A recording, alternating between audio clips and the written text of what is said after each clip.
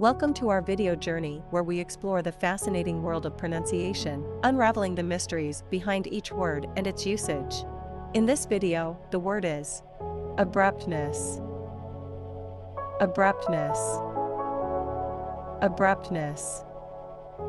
Abruptness is a noun that refers to the quality or state of being sudden, unexpected, or characterized by a lack of gradual transition.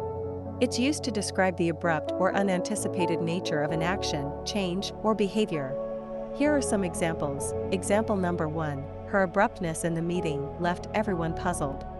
Why abruptness use in example number 1? In this example, abruptness is used to describe the quality of her behavior during the meeting, emphasizing that it was sudden and caught everyone off guard. Example number 2. The abruptness of the temperature drop took us by surprise. Why abruptness use in example number 2? Abruptness is used to characterize the quality of the temperature drop as sudden and unexpected, highlighting the element of surprise.